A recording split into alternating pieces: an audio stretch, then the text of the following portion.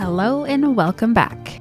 I'm your host Freya, and this is U.S. Government Explained, the mini-series where we break down how the American political system works in clear, accessible English. In our last episode, we talked about the presidency, how laws are enforced, the requirements to serve as president, and how the president influences modern society. In today's episode, we're exploring the Judicial Branch, the court system of the United States, what it does, how it's organized, and why its decisions shape American life every single day. The Judicial Branch is the part of the U.S. government that interprets the law. Congress writes the laws, the president enforces the laws, and the courts explain what the laws mean, whether they follow the Constitution, and how they apply in real situations. The Constitution sets up only one court by name, the Supreme Court of the United States. All other courts, district courts, appeals courts, and specialized courts were created later by Congress. The key job of the Judicial Branch is judicial review, the power to decide whether a law or government action violates the Constitution. This power is not written directly in the Constitution. It was established in 1803 in a landmark case called Marbury v. Madison, when the Supreme Court declared part of a law unconstitutional for the first time. From that moment, the court became a co-equal branch of government with the power to limit Congress and the president. The federal courts are organized like a pyramid, with three main levels. The first level are district courts, where cases begin. There are 94 federal district courts across the country. These are trial courts, meaning witnesses testify, evidence is presented, and juries often decide the outcome. District courts handle things like federal crimes, immigration cases, lawsuits between citizens of different states, cases involving federal laws or agencies. Nearly all federal cases begin here. The middle level is made up of the courts of appeals. Above the district courts are where the U.S. Courts of Appeals sit. They're also called circuit courts. There are 13 circuits, each covering a region of the U.S. Their job is not to hold new trials, but to review the decisions of district courts. Panels of 3 judges examine whether the law was applied correctly, whether procedures were fair, whether constitutional rights were respected. Their decisions shape major parts of American law. For example, before same-sex marriage was legalized nationwide, several circuit courts ruled that bans were unconstitutional. These were decisions that pushed the issue toward the Supreme Court. And at the top of our pyramid sits the Supreme Court. This is made up of 9 justices who make final decisions on constitutional cases. They choose only about 60 to 70 cases a year, usually cases involving major constitutional debates, conflicts between lower courts, rights protected by the Constitution, and big national questions that affect the whole country. When the Supreme Court rules on a constitutional issue, its decision becomes binding for every state and every government official. The Supreme Court follows a structured process for hearing and deciding cases. When the court agrees to hear a case, it schedules oral arguments, where lawyers for each side present their positions and answer questions from the justices. These arguments are open to the public.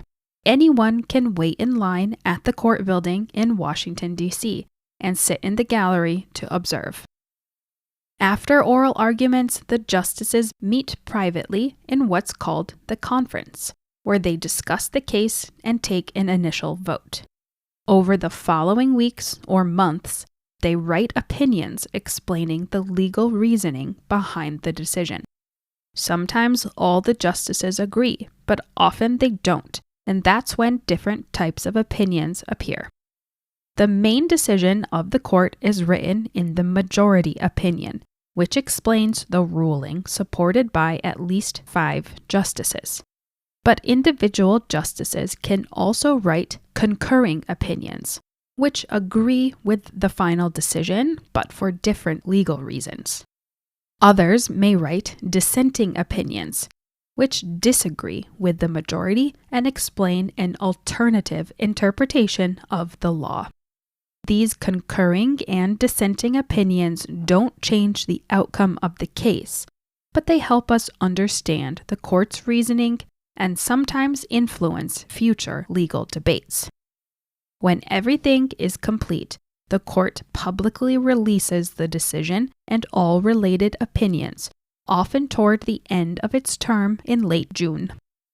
This long, careful process is designed to ensure that each ruling reflects deep analysis and the independent judgment of every justice. The Supreme Court does 3 major, unique things.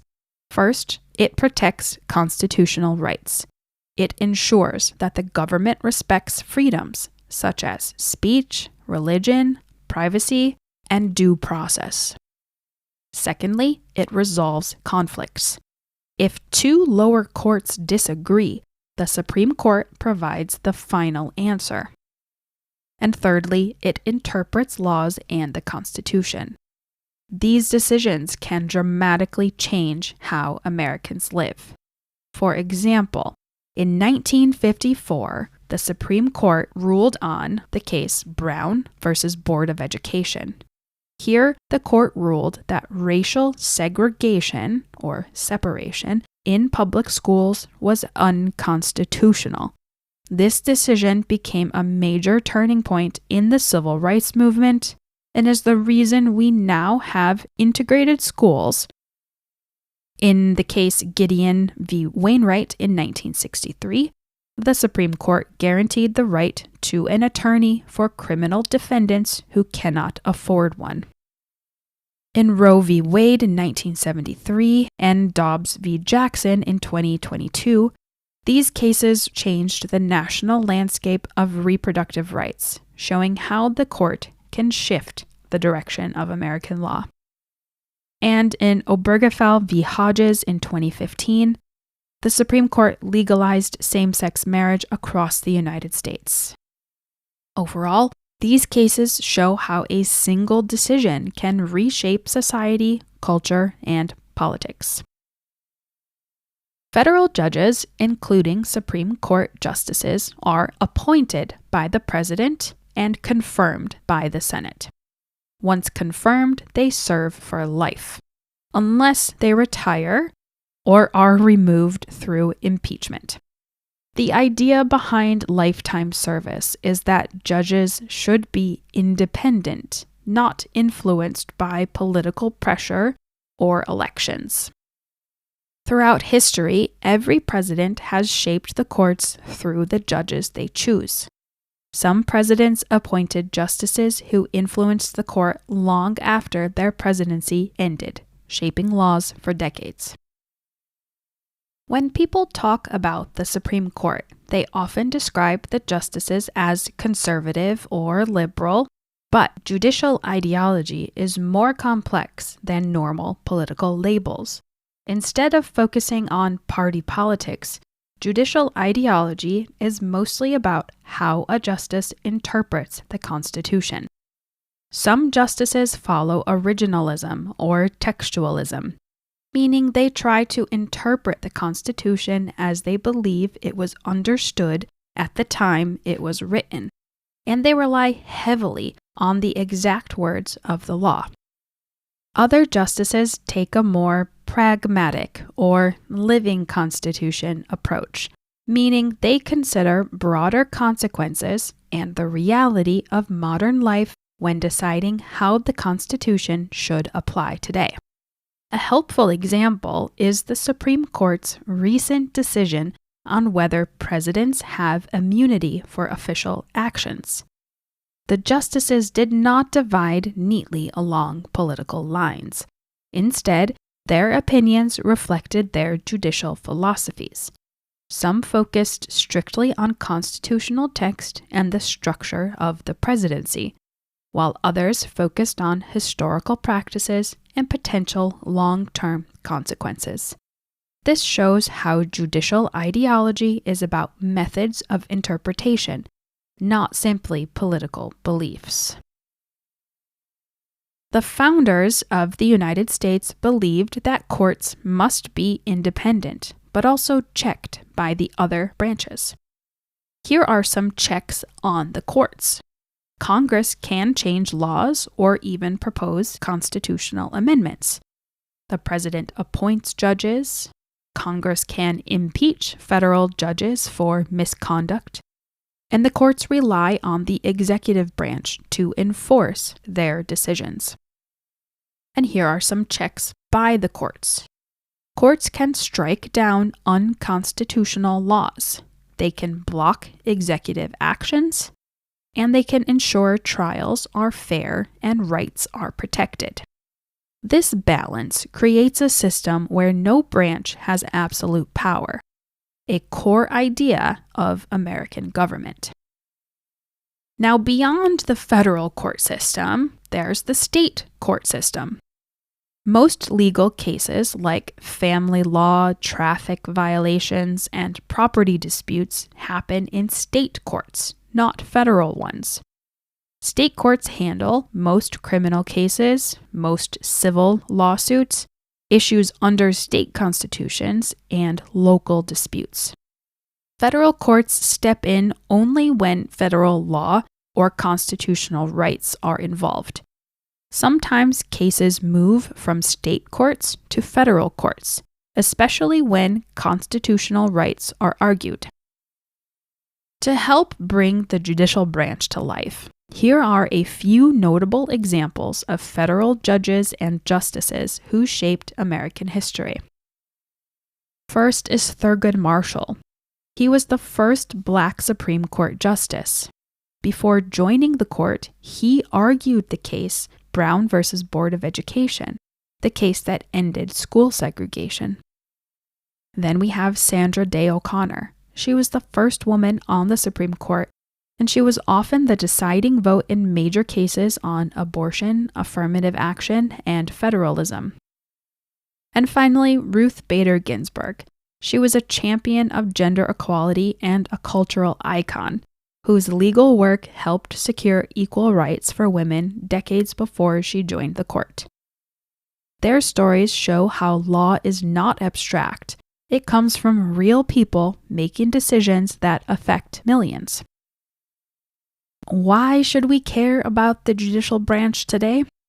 Well, the judicial branch shapes daily life in ways many people don't realize. Court decisions influence what rights students have in school, whether police need a warrant, who can marry, what counts as free speech, whether laws passed by Congress can be enforced.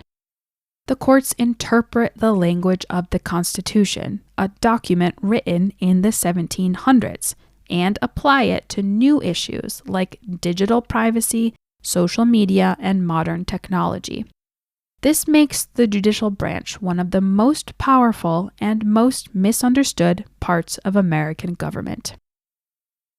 In our next episode, now that we've looked at each branch, we'll review and cover more deeply the idea of checks and balances, how the three branches work together to keep each other from gaining too much power and influence.